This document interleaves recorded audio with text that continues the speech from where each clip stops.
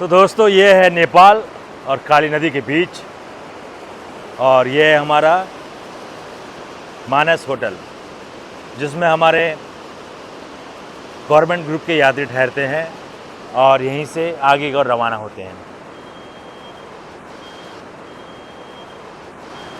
आज प्रथम दल का मैं इंतज़ार कर रहा हूं। जैसे ही वो यहाँ पहुँचेंगे तो मैं इस यात्रा के बारे में पूछूंगा कि कैसा रहा आपका इस बार का यात्रा 2025 का, चाइना में किस तरह से इस बार व्यवस्था की गई उसके बारे में बताऊंगा। और विवेक भाई और भाई साहब ये भी इंतज़ार करते करते थक गए, लेकिन अभी फ़ोन आया कि बताया गया कि 4:30 बजे बुद्धि से रवाना हो चुके हैं और यहाँ आने में कम से कम 2-2.5 घंटा तो लग ही जाएगा। तब तक वेट करना पड़ेगा।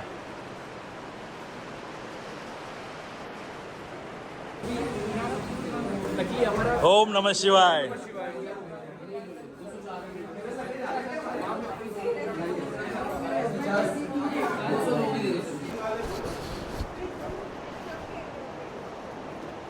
हमारे हम सब लोग फ्री हो चुके हैं। 2 मिनट गया। ठीक है मैम। सामान अभी तक पूरा आया नहीं है भाई।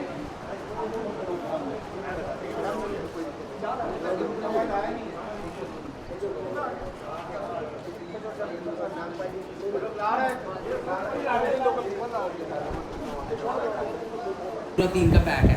सबसे पहले जब यात्री आते हैं में तो हमने रूम के लिए करते हैं एडजस्टमेंट, और कैलाश से आ गए हमारे साथ लोग। आपको बताइए कि आप लोग पहला दल 5 साल बाद गया और सुरक्षित धारचूला पहुंच चुके हैं, और सर कुछ पॉजिटिव चीज़ें वहाँ पे हुई होंगी, कुछ नेगेटिव भी हुई होंगी, और हमारे क्षेत्र में क्या डेवलपमेंट और होने चाहिए इस यात्रा के लिए, इस बारे में आपकी राय चाहिए। हम लोग 49 लोग थे और लगभग 12 राज्यों का प्रतिनिधित्व कर रहे थे, और सभी सकुशल कैलाश जी के भी और मानसरोवर जी के भी परिक्रमा करके सकुशल वापस अपना तीर्थ यात्रा कंप्लीट करके लौटे हैं।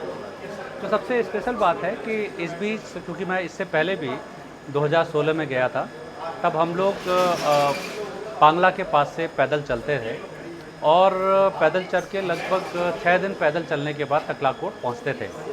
लेकिन जाते समय हमें एक्लेमेटाइजेशन की वजह से गुंजी 2 नाइट हॉल्ट और नाबीडांग 2 नाइट हॉल्ट करना पड़ा, वरना जिस तरह से यहाँ डेवलपमेंट हुआ है इंफ्रास्ट्रक्चर, इस बीच बहुत अभूतपूर्व जो प्रगति आई है, उस लिहाज से तो दार्चुला से एक दिन तकलाकोट टच किया जा सकता है।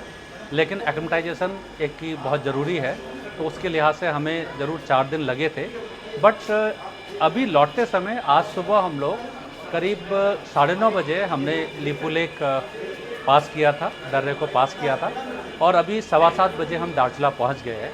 यद्यपि हमारा नाइट हॉल्ट बुद्धि में था, लेकिन क्योंकि इस बीच अपर एरिया में बारिश काफ़ी हो रही है और लगातार क्योंकि ये पूरा एरिया लैंडस्लाइड जोन में है, तो हमें यही एडवाइस किया गया कि अगर आज रोड क्लियर है तो आज ही अगर दार्चुला हिट कर ले, तो हम लोग कल जो बारिश मॉर्निंग समय पे फोरकास्ट किया गया है उस लिहाज से ये बेटर रहेगा। तो हम लोग सीधे दार्चुला में आ गए हैं, और पूरी व्यवस्था में कुमाऊं मंडल विकास निगम के द्वारा बहुत अच्छी और अभूतपूर्व व्यवस्था की गई है।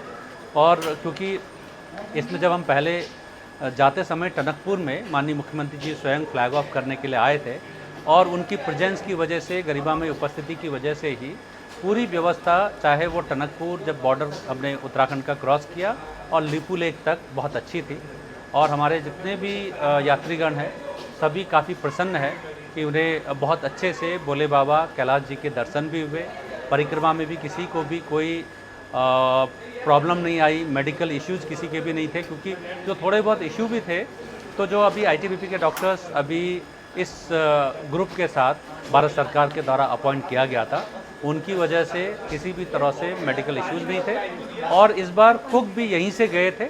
लेकिन हाँ, भविष्य में इन व्यवस्थाओं में ज़रूर कुछ छोटी मोटी ऐसी चीज़ें हैं जिसमें सुधार किया जा सकता है दोनों तरफ से। लेकिन मैंने देखा, क्योंकि अगर मैं लास्ट ईयर जो 2016 की जो यात्रा है और अब मैं अगर देखूं, तो बहुत अच्छी व्यवस्था थी और कमियां कहीं भी किसी भी स्तर पे दिखी नहीं। लेकिन हाँ, चाइना एरिया में ज़रूर हम लोगों को 2-3 जगह पे जहाँ पर कि टॉयलेट की फैसिलिटीज़ है जिसमें इम्प्रूवमेंट की आवश्यकता है, वरना वहाँ पर भी काफ़ी अच्छी व्यवस्था थी। देखिए, इन लोगों ने जो सपोर्ट एक्सटेंड किया ना, तो उनके सपोर्ट की वजह से ही आज हमारा ये जो परिक्रमा कंप्लीट हुई। आप कहाँ से आए हैं और किस राज्य को बिलोंग करते हैं, क्या नाम है? मेरा नाम प्रशांत बैरागी है और मैं अपने पत्नी मृणाल बैरागी के साथ वहाँ गया था। मैं महाराष्ट्र से बिलोंग करता हूँ, बेसिकली फ्रॉम महाराष्ट्र, नासिक। जय महाराष्ट्र। Thank you. मानसरोवर यात्रा में तो आपको कैसा लगा? मतलब कुछ वहाँ पे डिफरेंट हो गया होगा, 5 साल में तो बहुत कुछ बदल गया होगा। हाँ, इंफ्रास्ट्रक्चर वाइज जैसे जो पुराने लोग हमारे साथ गए थे, जैसे हमारे एलओ साहब पहले गए हुए हैं, उन्होंने बताया कि इंफ्रास्ट्रक्चर वाइज काफ़ी डेवलपमेंट हुआ है यहाँ पे। और जो टकला कोट जो कि बेस कैंप की तरह यूज़ किया जाता है, मतलब तो उसे बहुत एक अच्छे छोटी सी सिटी के रूप में, मॉडर्न सिटी के रूप में, क्योंकि उस टाइम हमारे रूम्स ऐसे थे थोड़े ऐसे हल्के फुल्के, लेकिन इस बार होटल वहाँ पे काफ़ी अच्छा दिया है सुनने में। हाँ, दार्जिन में भी और टकला कोट में भी दोनों जगह अच्छे होटल्स थे।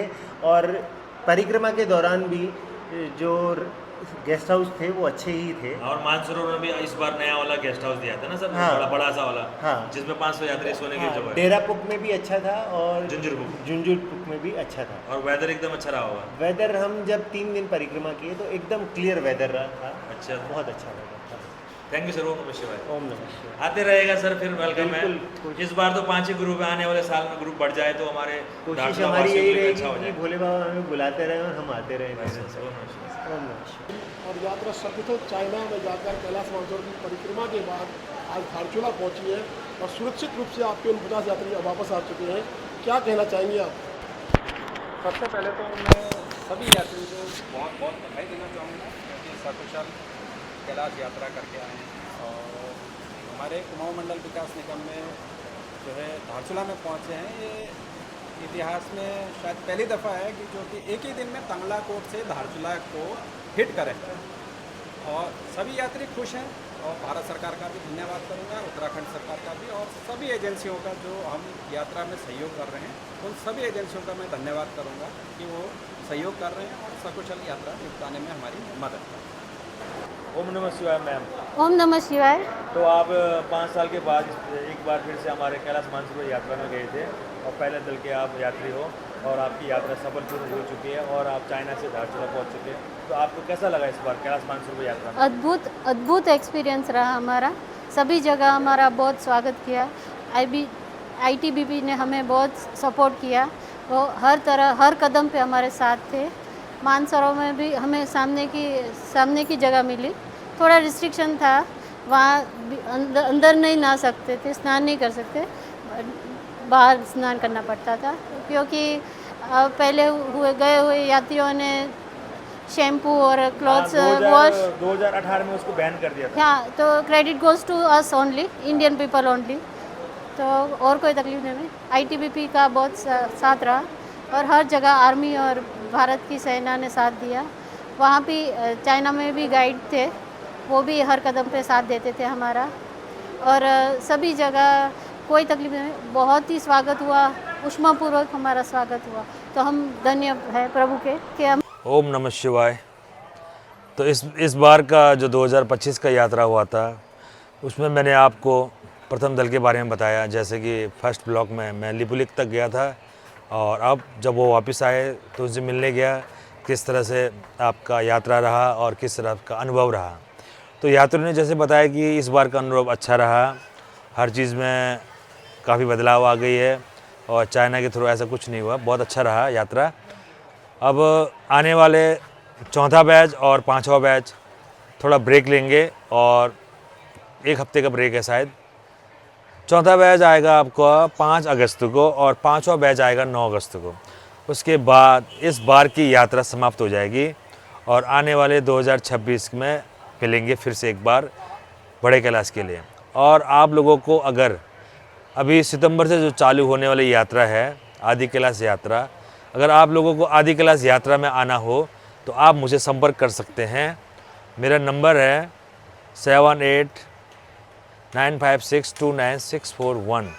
तो आप मुझे इस नंबर में कांटेक्ट कर सकते हैं और आप आदि कैलाश आना चाहे तो। ओम नमः शिवाय।